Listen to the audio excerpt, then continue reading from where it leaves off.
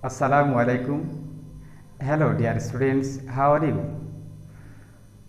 I'm Delowar Hossain, lecturer in English, presenting a grammar class in front of you. This class is designed for the students of secondary and higher secondary levels. This is a basic English grammar class. All of you are welcome to the class. Let's start now. Today our topic is formation of possessive case. That means how to form possessive case. Look at the whiteboard. These are some examples. This is his or her pen. It is Rana's book. It is a girls' school. The pages of the book are nice. এখানে লক্ষ্য করো, his or her, Rana's, girls, the pages of the book. These are possessive cases. চারটিতে আমরা লক্ষ্য করছি, চারটিতে চার ধরনের নিয়ম follow করা হয়েছে।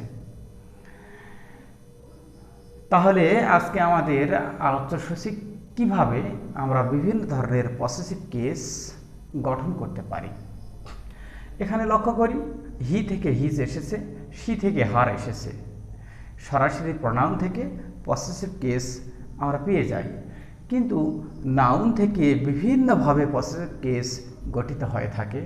অ্যাটলিস্ট 21 রুলস আজকে আমরা আলোচনা করব। Rules of formation of possessives. First of all, number 1, Shumon is a proper noun. Shumon proper noun. সুমনের বই এর বোঝানোর জন্য আমরা পসেসিভ কেস ব্যবহার করব। তার ফাঁকে আমরা জেনে নেব যে পসেসিভ কেসটা আসলে কি জিনিস। একটি নাউন আরেকটি নাউনের পাশাপাশি বসে, একটি নাউন বা প্রোনাউন আরেকটি নাউনের পাশাপাশি বসে যদি ওই নাউনের মালিকানা, অধিকার, সম্পর্ক বোঝায়, তাহলে তাকে পসেসিভ কেস বলে। আমরা লক্ষ্য করি, হিজ অর হার পেন, পেনটি কার, his or her. Rana's book, বইটি কার, রানার। দুইটি নাউন অথবা একটি প্রোনাউন, একটা নাউন পাশাপাশি বসে এই নাউনটি কার অধিকার বোঝাবে যে শব্দের দ্বারা, সেটির রূপটির নাম হলো পসেসিভ কেস। আমরা পসেসিভ কেস গঠন করছি প্রপার নাউন এর কিছু বোঝালে, সেক্ষেত্রে proper noun plus apostrophe plus S, অর্থাৎ ব্যক্তি বস্তুর নাম প্রপার নাউন, ব্যক্তি বস্তুর কোনো জিনিস বোঝালে সেক্ষেত্রে সেই ব্যক্তি, তারপরে অ্যাপোস্ট্রফি, এরপর এস দিতে হয়। This is the first rule. Then second rule, the book of Suman. এখানে সুমনের বই, Suman's book, the book of Suman, these are same. এই সুমনের বই, সুমনস বুক যে কথা, দ্য বুক অফ সুমন মানেও সে কথা। অর্থাৎ আমরা যার জিনিস সেই নাউনের পরে অ্যাপোস্ট্রফি, তারপরে এস, এরপর নাউনটি দিতে পারি। আবার যে নাউনের কথা বলা হবে সে নাউনটি আগে, তারপর কার অফ ব্যবহার করে সেই নাউনটি ব্যবহার করতে পারি। Number 3, girls school. Here, girls plural noun. কোন প্লুরাল নাউনের শেষে এস থাকলে তাদের কিছু বোঝানোর জন্য সেই এসের পরে অ্যাপোস্ট্রফি হবে, নতুন করে এস নেওয়া যাবে না। সেই ক্ষেত্রে হবে গার্লস স্কুল, অর্থাৎ S plus apostrophe, not apostrophe plus S. এটি খুব গুরুত্বপূর্ণ নিয়ম, মনে রাখবে। যে বহুবচন নাউনের শেষে এস থাকে তাদের কিছু বোঝানোর জন্য এসের পরে শুধু অ্যাপোস্ট্রফি হবে, নতুন করে এস নেওয়া যাবে না। আর এই অ্যাপোস্ট্রফিটা এসের আগেও দেওয়া যাবে না। On the contrary, number 4, women's college. Here মহিলাদের কলেজ, এটিও বহুবচনের, এটিও বহুবচনের, কিন্তু এই বহুবচনের শেষে উইমেন এর শেষে এস নেই। যে বহুবচনের শেষে এস থাকে না তাদের কিছু বোঝানোর জন্য অ্যাপোস্ট্রফি প্লাস এস নিতে হয়। Number 5, kids or Keats's poems. Keats, you know, Keats was a romantic poet. একটা কবির নাম, রোমান্টিক কবির নাম কিটস, তার নামেই এস আছে। ডব্লিউ ইয়েটস নামেই এস রয়েছে, ডক্টর ফস্টাস নামেই এস রয়েছে। যে নামের শেষে এস আছে তার কিছু বোঝানোর জন্য ওই এসের পরে অ্যাপোস্ট্রফি, এটিও নিয়ম আছে। আরও একটি নিয়ম আছে, নামটা শেষ করে অ্যাপোস্ট্রফি তারপর এস। মনে রাখবে এই ঊর্ধ্ব কমা, এটি উপরে যে কমা দেওয়া হয় তাকে ইংলিশে বলা হয় অ্যাপোস্ট্রফি কমা, বাংলায় বলা হয় ঊর্ধ্ব কমা।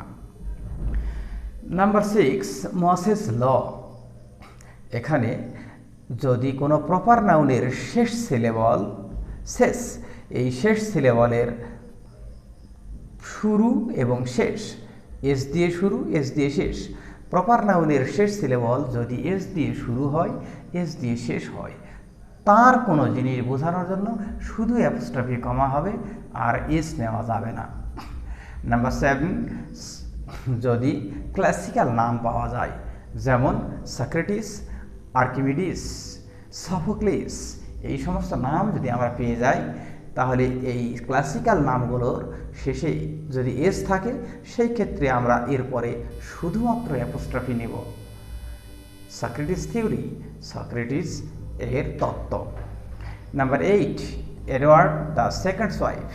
একটি নাম যখন আমরা দেখব কম্পাউন্ড, অর্থাৎ একাধিক শব্দ মিলে যখন একটি নাম, Edward the second, Edward the first, second, third এরকম রয়েছে, অর্থাৎ দ্বিতীয় এডওয়ার্ড তার স্ত্রী, যখন এই তিনটি শব্দ দ্বারা একজন ব্যক্তিকে বোঝানো হবে, আর সেই ব্যক্তি শেষের যে শব্দটি বহন করবে, এই শেষ শব্দটির পরে অ্যাপোস্ট্রফি প্লাস এস বসবে। এডওয়ার্ড দ্য সেকেন্ডস, এই সেকেন্ডসের পরে সেকেন্ড অ্যাপোস্ট্রফি তারপর এস ব্যবহার করব। কোনো ক্রমে এডওয়ার্ডস এরকম হবে না, বরং লাস্ট শব্দটির পরে apostrophe plus S. Now come to number 9, PM means prime minister. Initial P এবং এম ব্যবহার করে এটাকে অ্যাব্রিভিয়েটেড করা হয়েছে, অর্থাৎ প্রাইম মিনিস্টারকে সংক্ষিপ্ত করা হয়েছে। যখন কোনো বড়কে কোনো ইনিশিয়াল ব্যবহার করে সংক্ষিপ্ত করা হয়, সেই শব্দের কিছু, সেই নাউনের কিছু প্রাইম মিনিস্টার, সেক্রেটারি, প্রধানমন্ত্রীর সচিব, এরকম ইনিশিয়াল দিয়ে অ্যাব্রিভিয়েশন করা থাকলে এই শেষ অক্ষরটির পরে অ্যাপোস্ট্রফি প্লাস এস ব্যবহার করতে হবে। নাও নাম্বার 10, ফাদার ইন ল। তোমরা দেখতে পাচ্ছ ফাদার ইন ল, বাবা, এখানে আইন, আর মাঝে ফাদার ইন ল, বাবা মাঝে আইন, কিন্তু আসলে সবগুলো মিলে অর্থ হলো শ্বশুর। তিনটি শব্দ মিলে গঠিত হয়েছে একটি শব্দ। এইরকম কম্পাউন্ড নাউনের ক্ষেত্রে লাস্ট শব্দটির শেষে অ্যাপোস্ট্রফি প্লাস এস নিয়ে পসেসিভ করতে হবে। Number 11, Suman my friends garden. এখানে লক্ষ্য করো, একটি নাউন অথবা নাউন ফ্রেজ। আমরা এর আগের ক্লাসে আলোচনা করেছি, পাশাপাশি দুটি নাউন বসে একটির পরিচয় আরেকটি বলে দিলে দ্বিতীয়টির নাম হয় কেস ইন অ্যাপোজিশন, অথবা তাকে বলা হয় নাউন ইন অ্যাপোজিশন। এর আরও একটি নাম রয়েছে, সেটিকে বলা হয় অ্যাপোজিটিভ। এই অ্যাপোজিটিভের ক্ষেত্রে প্রথম নাউনের পরে যে পরিচয় থাকে, এই পরিচয়ের শেষ শব্দের পরে অ্যাপোস্ট্রফি প্লাস এস দিয়ে পসেসিভ করতে হয়। এখানে সুমন্স কিন্তু করা যাবে না, কারণ এর পরিচয়, এই পরিচয়ের শেষ শব্দের পরে অ্যাপোস্ট্রফি প্লাস এস ব্যবহার করতে হবে। এরপরে নাম্বার 12, যখন কোনো অ্যাবস্ট্রাক্ট নাউন দেখবে, যে অ্যাবস্ট্রাক্ট নাউনের শেষে সিই অথবা ডাবল এস রয়েছে এবং তারপরে শেক শব্দটি রয়েছে, সেই অ্যাবস্ট্রাক্ট নাউন, অর্থাৎ যে নাউনগুলো দেখা যায় না, গণনা করা যায় না, যে নাউনগুলো অনুভব করা যায়, ন্যায় বিচার, গুডনেস, এগুলো দেখা যায় না, এই অ্যাবস্ট্রাক্ট নাউনের শেষে সিই এবং ডাবল এস থাকে এবং তারপরে শেক শব্দগুলি থাকে। সেই ক্ষেত্রে আমরা শুধু অ্যাপোস্ট্রফি নেব, এই জাস্টিসেস করব না, জাস্টিস শেক, শুধু অ্যাপোস্ট্রফি কমা ব্যবহার করব। গুডনেসেস শেক নয়, গুডনেস শেক, শুধু আমরা একটা অ্যাপোস্ট্রফি ব্যবহার করব। Now come to number 13, Hasan and Rana's garden. Look at the whiteboard. Hasan and Rana, এই হাসান একজন ব্যক্তি, রানা একজন ব্যক্তি, এই দুইজন ব্যক্তির বাগান। যখন দুইজন মানুষ বা দুইয়ের বেশি মানুষ কয়েকজন মিলে একাধিক ব্যক্তির যৌথ মালিকানায় একটি জিনিস থাকবে, তখন যেই যেই ব্যক্তি মিলে এই মালিকানাটা রয়েছে লাস্ট ব্যক্তির শেষে অ্যাপোস্ট্রফি প্লাস এস বসবে। এখানে হাসান এর পরে অ্যাপোস্ট্রফি দেওয়া যাবে না, লাস্ট ব্যক্তির পরে অ্যাপোস্ট্রফি প্লাস এস ব্যবহার করতে হবে। On the other hand, number 14, Hasan's and Rana's garden. এখানে লক্ষ্য করবে কেয়ারফুলি, হাসান এর পরেও অ্যাপোস্ট্রফি এস, রানার পরেও apostrophe S. But what's the reason? এখানে অ্যাপোস্ট্রফি নেই কিন্তু এখানে রয়েছে। আর নাম্বার 14-এ দেখতে পাচ্ছি এখানেও অ্যাপোস্ট্রফি প্লাস এস আর রানার পরেও অ্যাপোস্ট্রফি প্লাস এস। যখন দেখব যে দুইজনের আলাদা আলাদা জিনিস, হাসানেরও বাগান, রানারও আলাদা আলাদা বাগান, যখন দুইজন ব্যক্তির আলাদা আলাদা মালিকানা থাকবে, তখন আমরা এখানেও অ্যাপোস্ট্রফি এস নিব, এখানেও অ্যাপোস্ট্রফি এস নিব। কিন্তু দুইজন মিলে একই বাগান, তখন একটি লাস্টের শব্দের সাথে আমরা অ্যাপোস্ট্রফি এস ব্যবহার করব। নাম্বার 15, এতক্ষণ আমরা আলোচনা করছিলাম ব্যক্তির সাথে সম্পর্কিত পসেসিভ কেস। এবার how to make a possessive form of an object or thing. কোনো বস্তুর আমরা কী করে পসেসিভ করব, এইটি মনে রাখতে হবে। ডান দিকে খেয়াল করে দেখো, বুকস পেজেস, যেমন সুমনস বুক আমরা করেছি, বুকস পেজেস করতে পারবো না। আমরা বস্তুর ক্ষেত্রে কখনো অ্যাপোস্ট্রফি এস দিয়ে পসেসিভ করতে পারবো না। সেই ক্ষেত্রে আমরা কি করব, যে জিনিসের কথা বলা হবে সেটি আগে লিখতে পেজ, তাহলে the pages. Car page? Of the book, বইটির। তাহলে যে জিনিস সেটি আগে লিখব, তারপর অফ, কার, বইটির, সেটি লিখব। এটা in case of object or thing. ব্যক্তি নয়, বস্তুর ক্ষেত্রে আমরা পরের অংশটা আগে লিখব, পেজ, কার পেজ, বইয়ের পেজ, বইটা দেবো, আর মাঝখানে এর বোঝানোর জন্য অফ ব্যবহার করব। বস্তুর ক্ষেত্রে অর্থাৎ অচেতন পদার্থের ক্ষেত্রে অ্যাপোস্ট্রফি এস ব্যবহার করা যায় না। বাট নাম্বার 16, আমরা নাম্বার 16-এ দেখতে পাই ব্যক্তি না হলেও যদি সময়, দূরত্ব, পরিমাপ, ওজন এইরকম নির্দেশ করে যে শব্দগুলি, সেইগুলি আমরা পসেসিভ করতে পারবো ব্যক্তির মতো। 1 সপ্তাহের ছুটি, week plus apostrophe plus S. 1 kilo ওজন, আ কিলোস ওয়েট। এইভাবে আমরা ব্যক্তি ছাড়াও পরিমাপ, দৈর্ঘ্য, ওজন আমরা এইভাবে পসেসিভ কেস ব্যবহার করতে পারবো। নাম্বার 17, কোনো কিছু মহান বা পবিত্র কিছু যখন বোঝানো হয়, সেই ক্ষেত্রে আমরা ব্যক্তির মতো অ্যাপোস্ট্রফি এস ব্যবহার করতে পারি। কান্ট্রিজ কল, অর্থাৎ দেশের ডাক। মুক্তিযোদ্ধারা দেশের ডাকে সাড়া দিয়ে যুদ্ধ করেছিলেন। এখানে দেশের ডাক একটা মহান কাজ, মহান কোনো কাজ, পবিত্র কোনো কাজ বোঝালে সেই ক্ষেত্রে যদিও সেটি ব্যক্তি না, কিন্তু ব্যক্তির মতো অ্যাপোস্ট্রফি এস ব্যবহার করে পসেসিভ করা যায়। Number 18, deaths door, nature's call. This are examples but this are not rules. এখানে এক্সাম্পল দিয়ে ক্লিয়ার করা হচ্ছে তোমাদের রুলগুলো মূলত। নাম্বার 18-এ আমরা দেখতে পাচ্ছি মৃত্যুর দুয়ার বা মৃত্যুর দরজা, প্রকৃতির ডাক।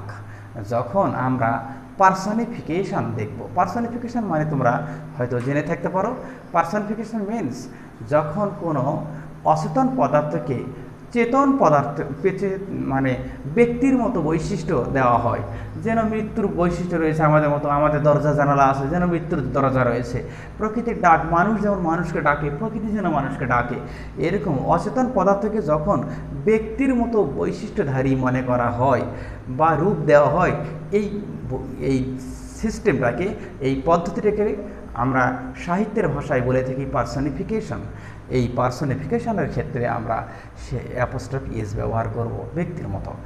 Number 19, hearts content. There are some phrases in which we use apostrophe comma and S. কিছু কিছু ফ্রেজ রয়েছে যেখানে আমরা অ্যাপোস্ট্রফি কমা এবং এস ব্যবহার করি। যেমন দেখো, হৃদয়ের তৃপ্তি সহকারে, উইথ হার্টস কন্টেন্ট। হৃদয়ের তৃপ্তি, এখানে এটা একটা ফ্রেজ, আমরা অ্যাপোস্ট্রফি প্লাস এস দেখতে পাচ্ছি। এরকম আরও ফ্রেজ রয়েছে। নাম্বার 20, এইটা একটা ব্যতিক্রমধর্মী পসেসিভ। সাধারণত স্টুডেন্টস মনে করে এটি পসেসিভ না, but it's one kind of possessive. এইখানে কোনো অ্যাপোস্ট্রফি না, এতক্ষণ আমরা যা দেখছিলাম প্রত্যেকটির মধ্যে হয় অ্যাপোস্ট্রফি ব্যবহার হয়েছে, আগে হোক আর পরে হোক, আর না হয় অফ ব্যবহার হয়েছে, কিন্তু এখানে অফ নেই, অ্যাপোস্ট্রফিও নেই। সেইটা কি করা হয়, দুটি নাউন পাশাপাশি বসানো হয়, আর একটি নাউনের আগে আরেকটি নাউন বসে পসেসিভ বোঝায়, কিন্তু এই নাউনটি নাউন অ্যাডজেক্টিভ হিসাবে ব্যবহৃত হয়। অর্থাৎ নাউন যদি নাউনের আগে বসে তখন সেটিকে নাউন অ্যাডজেক্টিভ বলা হয়। নাউন অ্যাডজেক্টিভ শব্দের শুরুতে এসে পসেসিভের কাজ করে। বাসের stand, bus stand. Winter morning, শীতের সকাল, শীত। উইন্টার মর্নিং, এখানে উইন্টার্স মর্নিং নয়, উইন্টার মর্নিং। তাহলে একটি নাউনের আগে আরেকটি নাউন, শীতকাল সকাল, শীতকালের সকাল, কিন্তু উইন্টার্স মর্নিং না লিখে আমরা কি লিখেছি, উইন্টার মর্নিং। নাউনের আগে আরেকটি নাউন ব্যবহার হয়ে মূলত নাউন অ্যাডজেক্টিভ হয়ে পসেসিভের কাজ করেছে। এভাবে আমরা পসেসিভ ব্যবহার করতে পারি। যেমন বলি কলেজ টাইম, এভাবে টাইমের আগে কলেজ ব্যবহার হয়ে পসেসিভ হিসাবে ব্যবহৃত হয়েছে। Now at last but not the least, number 21, one's duty, everybody's duty. These are some examples. You know, indefinite pronoun, one, everybody, somebody, anybody, এগুলো ইনডেফিনিট প্রোনাউন। এই ইনডেফিনিট প্রোনাউনের ক্ষেত্রে আমরা ব্যক্তির মতো করে, অর্থাৎ নাউনের মতো করে অ্যাপোস্ট্রফি এস ব্যবহার করতে পারবো। এই ব্যাপারে আমাদের আরেকটা জিনিস মনে রাখতে হবে, যেগুলো পার্সোনাল প্রোনাউন, অর্থাৎ হি, সি, ইট, দে, ব্যক্তি বস্তুর পরিবর্তে যে প্রোনাউন বসে তাকে পার্সোনাল প্রোনাউন বলে। এই পার্সোনাল প্রোনাউনের ক্ষেত্রে কিন্তু কখনোই অ্যাপোস্ট্রফি এস দিয়ে পসেসিভ করা যায় না। হ্যাঁ, এমন হতে পারে যে হয়তো তোমরা দেখতে পাচ্ছ যে ইট ইজ, এই ইট ইজকে সংক্ষেপ করার জন্য বলতে হয় ইটস, কিন্তু এটা পসেসিভ না, এটাকে সংক্ষেপ করা হয়েছে, অ্যাব্রিভিয়েটেড ফর্ম আর কন্ট্রাক্টেড ফর্ম। কিন্তু যখন ইটস, ইহার, এই ইহার যখন থাকবে সেই ক্ষেত্রে কিন্তু অ্যাপোস্ট্রফি কমা দেওয়া যাবে না, শুধু এস হবে। অর্থাৎ পার্সোনাল প্রোনাউনের ক্ষেত্রে কখনোই অ্যাপোস্ট্রফি কমা ব্যবহৃত হয় না, সংক্ষেপ করার জন্য হতে পারে, দ্যাটস ডিফারেন্ট ম্যাটার। কিন্তু পসেসিভে আমরা এস ব্যবহার করতে পারবো না। তাহলে পার্সোনাল প্রোনাউনে আমরা অ্যাপোস্ট্রফি ব্যবহার করতে পারবো না, এস ব্যবহার করতে পারবো। কিন্তু ইনডেফিনিট প্রোনাউনের ক্ষেত্রে আমরা অ্যাপোস্ট্রফি ব্যবহার করতে পারবো, এসও ব্যবহার করতে পারবো। These are the rules and examples of different systems, different process, how to make possessives. এগুলো আমরা পসেসিভ ব্যবহারের 21টি নিয়ম আমরা শিখলাম। আশা করি তোমরা ভালোভাবে বুঝতে পেরেছ। তবে আগামী দিনের আকর্ষণ হলো আমরা গুরুত্বপূর্ণ কিছু টার্ম আগামী ক্লাসে শিখব। সেটা হলো single possessive, double possessive, triple possessive. কী করে এই পসেসিভগুলি করতে হয় সেটি আমরা আগামী ক্লাসে আমরা শুনব, দেখব, উপলব্ধি করার চেষ্টা করব। Till then, stay safe and stay home and stay connected with me over online classes. May all of you be happy and lead your life in a peaceful manner. Thank you everybody. Thank you very much.